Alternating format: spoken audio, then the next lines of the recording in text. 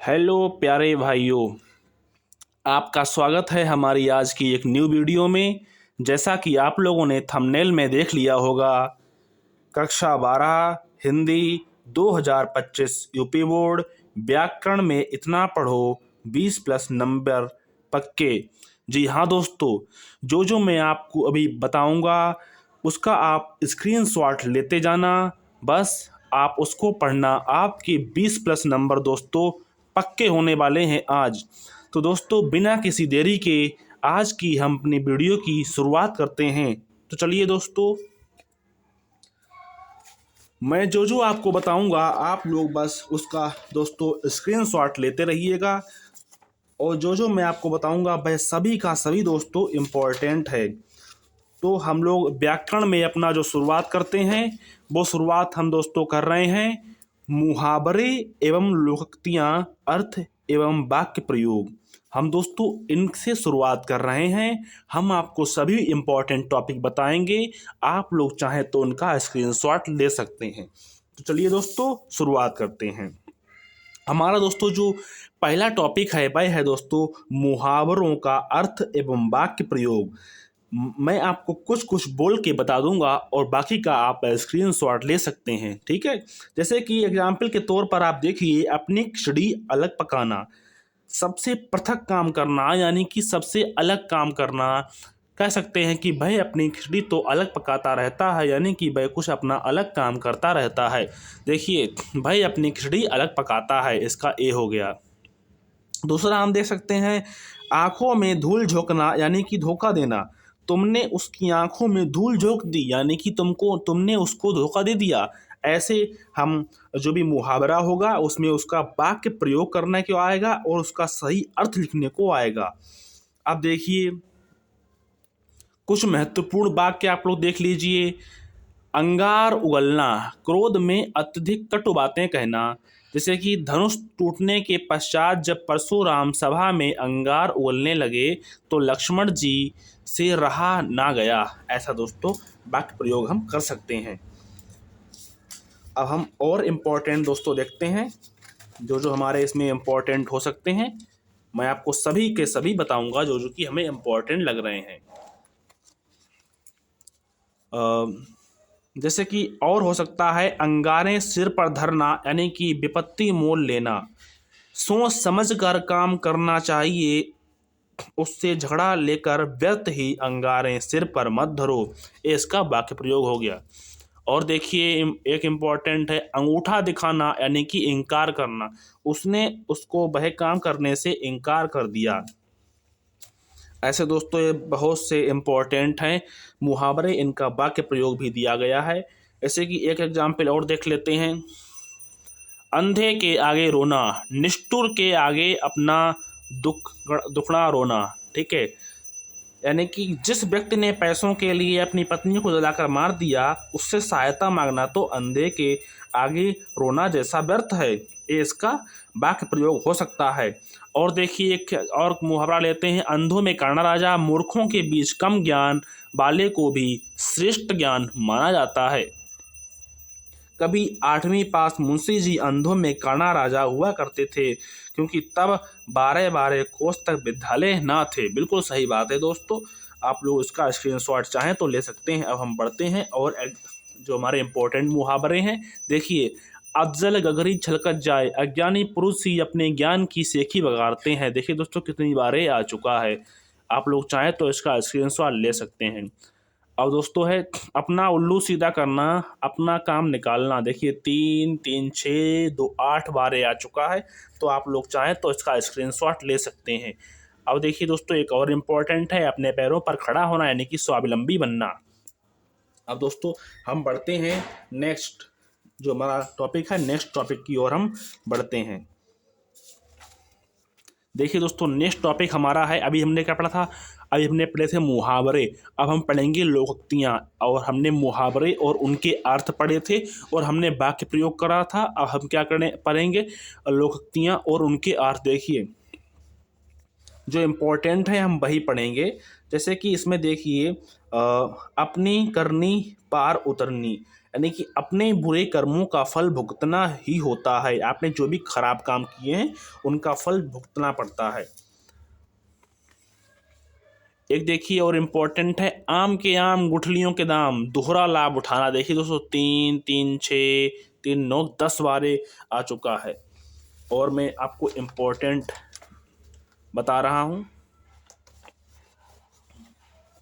देखिए, उल्टा चोर कोतवाल को डांटे, अपना दोष स्वीकार ना करके उल्टे पूछने वाले पर आरोप लगाना। ये दोस्तों इसका अर्थ हो सकता, अर्थ है ही इसका। हाँ, एक पंथ दो काज, एक ही उपाय से दो कार्यों का करना। ऐसे दोस्तों ये लोकोक्तियां आएंगी जिसका आपको अर्थ बताना होगा। जो मैं बता रहा हूं आपको वे सभी के सभी दोस्तों इम्पोर्टेंट हैं। एक और देख लेते हैं दोस्तों, कागा चला हंस की चाल, अयोग्य व्यक्ति का योग्य व्यक्ति जैसा बनने का प्रयत्न करना। ये दोस्तों सभी के सभी इम्पोर्टेंट हैं लोकोक्तियां। हमने दोस्तों मुहावरे देख लिए, और हमने जो है, आप लोग चाहें तो इनका भी स्क्रीनशॉट ले सकते हैं। जैसे कि घर का बेदी लंका ढावे, अपना ही व्यक्ति धोखा देता है। ऐसे आप इनका स्क्रीनशॉट चाहें तो ले सकते हैं, सभी के इम्पोर्टेंट हैं। हमने दोस्तों मुहावरे पढ़ लिया, लोकोक्तियां पढ़ ली। अब हम बढ़ते हैं नेक्स्ट, जो हमारा इम्पोर्टेंट टॉपिक है उसकी ओर दोस्तों हम बढ़ते हैं।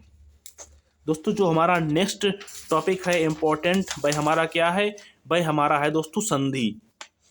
तो देखिए दोस्तों, दीर्घ संधि आती है, गुण संधि आती है, ऋण संधि आती है और अयाज संधि आती है। मैं आपको कुछ कुछ बताऊंगा। देखिए, जैसे कि हिमालय का संधि विच्छेद है, इसमें कौन सा है दोस्तों, हिम प्लस आलय, इसका सही संधि विच्छेद है। ऐसे दोस्तों टिक मार्क क्वेश्चन आएंगे संधि वाले, तो आप लोग देख लीजिए। दूसरा हमारा है रामाशीष, रामाशीष का कौन सा संधि विच्छेद सही है, राम प्लस आशीष, इसका सही है दोस्तों। तो आप लोग चाहें तो इनका स्क्रीनशॉट ले सकते हैं।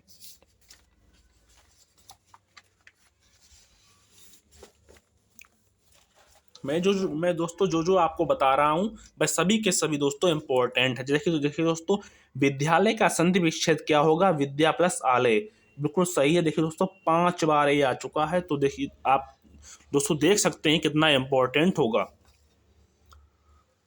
नेक्स्ट देखिए दोस्तों, परमार्थ का संधि विच्छेद है परम प्लस अर्थ, इसका संधि विच्छेद है। जो दोस्तों मैं नहीं बोल रहा हूं आप उनका भी स्क्रीनशॉट ले लीजिएगा। देखिए दोस्तों, जैसे कि ये है कवीश्वर, कवीश्वर का संधि विच्छेद है कवि प्लस ईश्वर। और दोस्तों एक हमारा और ज़्यादा इंपॉर्टेंट है, कौन सा है, सूर्योदय का संधि विच्छेद है सूर्य प्लस उदय।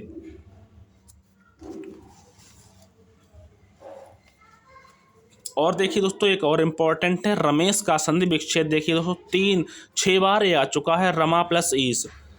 अब देखिए दोस्तों परमेश्वर का संधि विच्छेद है परम प्लस ईश्वर, ये दोस्तों इम्पोर्टेंट है। आप लोग चाहें तो इन सभी का स्क्रीनशॉट ले सकते हैं। इत्यादि का संधि विच्छेद है इति प्लस आदि। 3 3 6 3 9 बार एक क्वेश्चन आ चुका है, तो बहुत ही इंपॉर्टेंट क्वेश्चन है ये वाला। हम आपको और इम्पोर्टेंट क्वेश्चन दोस्तों बताते हैं। देखिए, जैसे कि है इसमें दिया हुआ है नायका का संधि विच्छेद। देखिए दोस्तों 3 3 6 3 9 2 11 बार दोस्तों ये क्वेश्चन आ चुका है।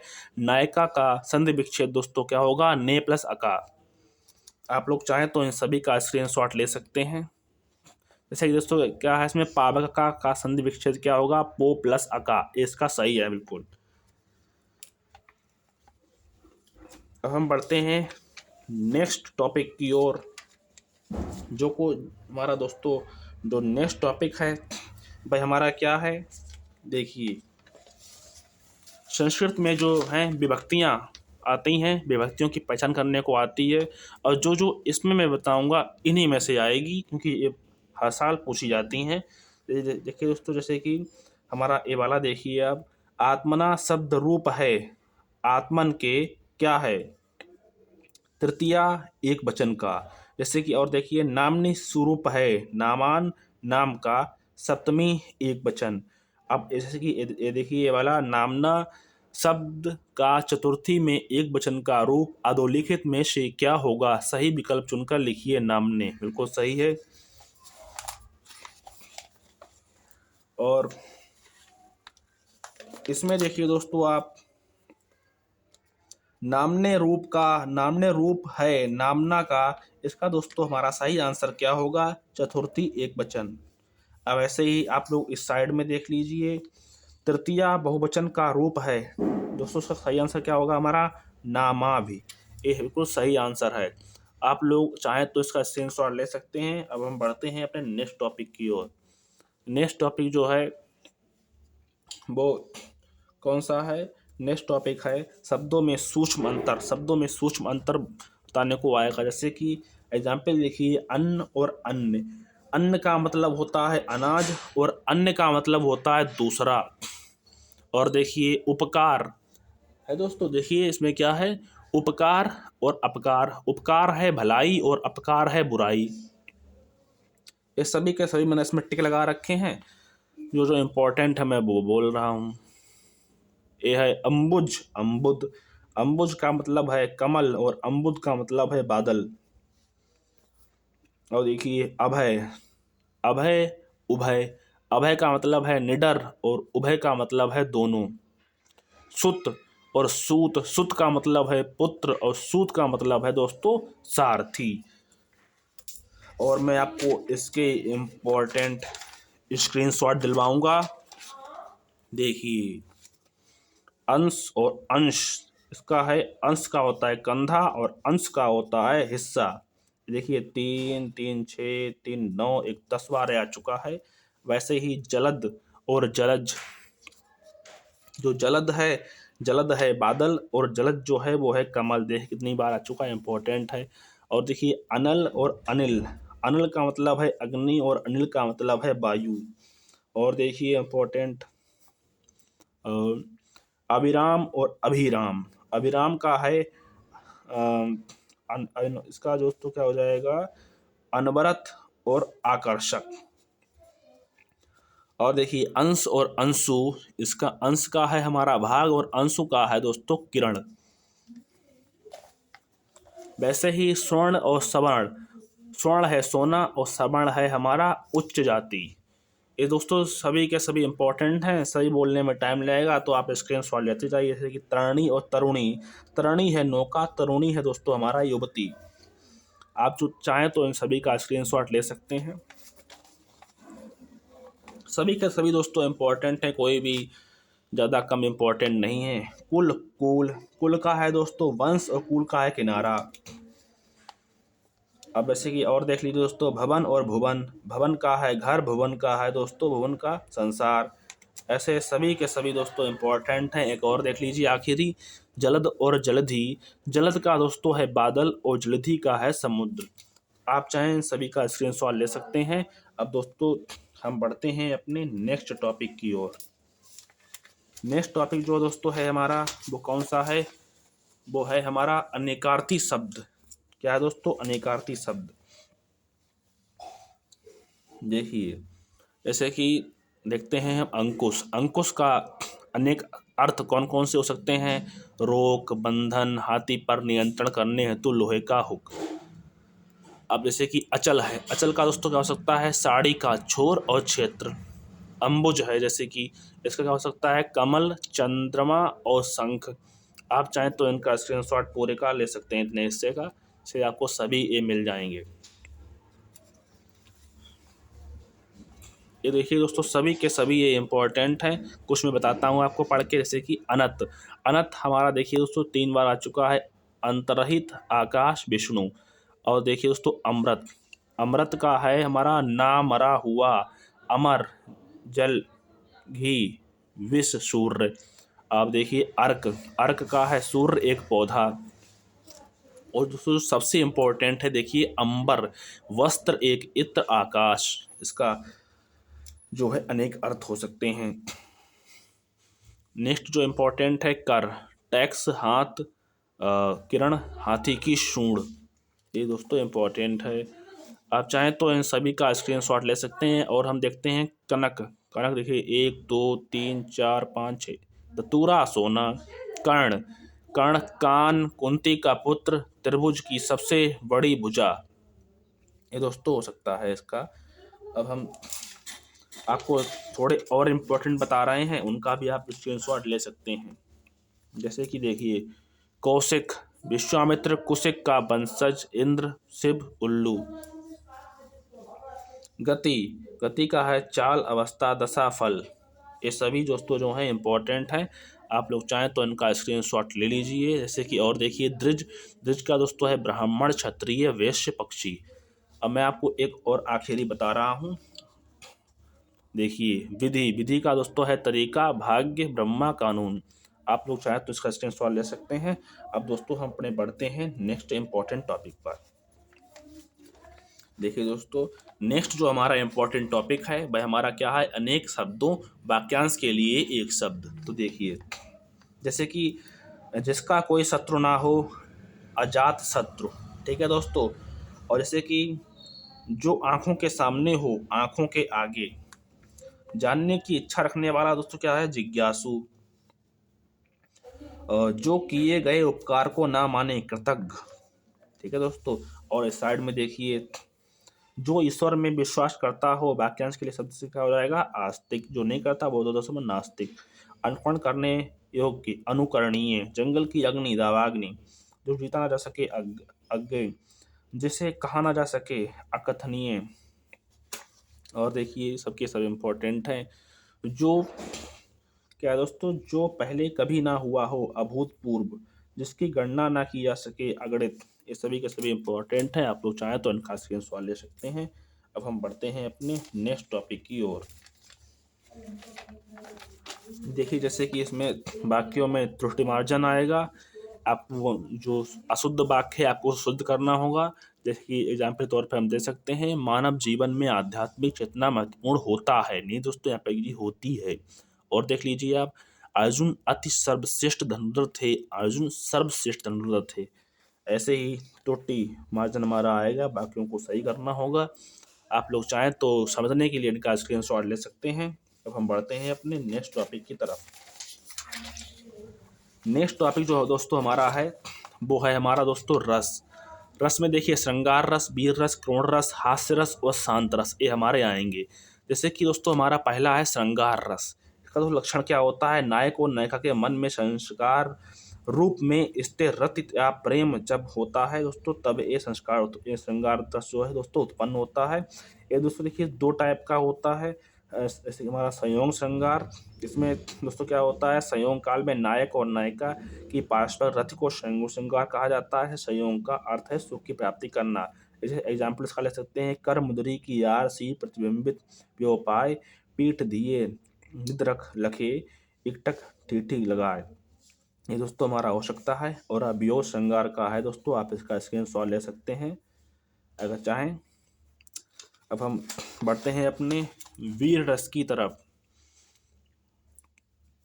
वीर रस का दोस्तों क्या होता है, युद्ध अथवा किसी कठिन कार्य का करने के लिए हृदय में जो उत्साह जागृत होता है, उसे वीर रस की निष्पत्ति होती है। जैसे एग्जाम्पल आप देख लीजिए इसका, वीर रस का, साज चतुरंग सेन अंग में उमंग धारी, सरजा शिवाजी जंग जीतन चलता है। वाह दोस्तों, आप लोग इसका स्क्रीनशॉट ले सकते हैं। अब हम देखते हैं कौन रस। बंधु विनाश, बंधु वियोग, द्रव्य विनाश और प्रेमी के सदैव बिछोड़ जानने के कारण दोस्तों ये रस उत्पन्न होता है। जिससे कि आप इसका देख सकते हैं उदाहरण, इस करुणा कलित हृदय में अविकल रागिनी बजती, क्यों हाहाकार स्वरों में वेदना असीम गजती। देखिए दोस्तों, आप इसका स्क्रीनशॉट ले लीजिए कौन रस का। अब दोस्तों हमारा हास्य रस का, वेशभूषा वाणी चेष्टा आदि की व्यक्तित्व को देखकर हृदय में विनोद का जो भाव जागृत होता है दोस्तों, उससे हास्य रस उत्पन्न होता है। और दोस्तों इसका उदाहरण ये रहा, आप लोग इसका भी स्क्रीनशॉट ले लीजिए।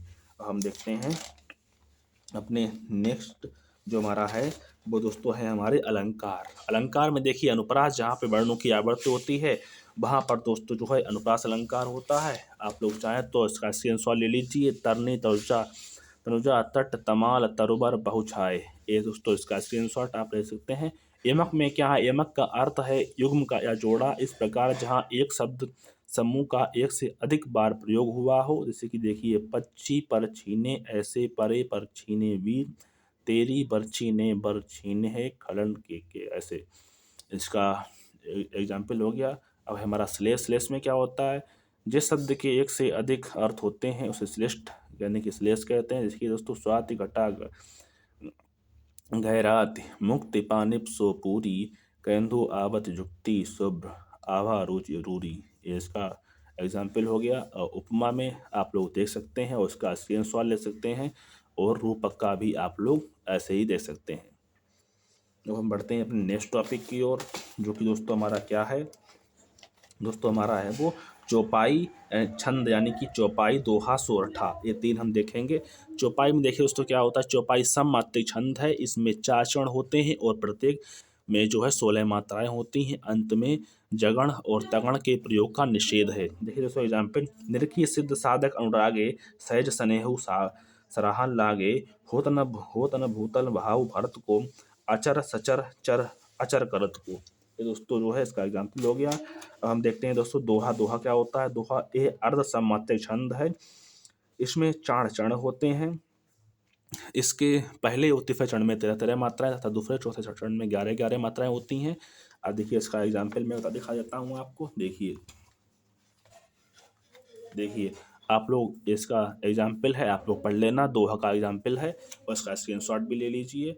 अब हम दोस्तों देखते हैं अपना लास्ट टॉपिक जो हमारा है दोस्तों सोरठा। देखिए दोस्तों कितनी बार हर साल ये आता है।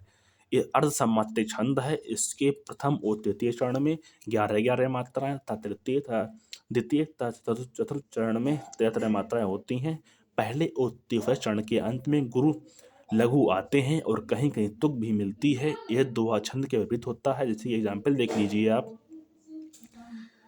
नील सरोरुहु श्याम तरुण अरुण बारज, नयन करहु सो मम उर्धाम, सदा क्षीर सागर सैन। ये दोस्तों आप लोग चाहें तो इसका स्क्रीनशॉट ले सकते हैं। आप देखिए दोस्तों मैंने इस वीडियो में आपको जो जो टॉपिक बताया, मैंने वो आपको भी दोस्तों बिल्कुल कंप्लीट करा दिया है। अगर आपको हमारी आज की वीडियो पसंद आई हो तो लाइक करें, कमेंट करें, शेयर करें और हमारे चैनल को दोस्तों सब्सक्राइब करें। मिलते हैं दोस्तों नेक्स्ट वीडियो में, तब तक के लिए बाय बाय।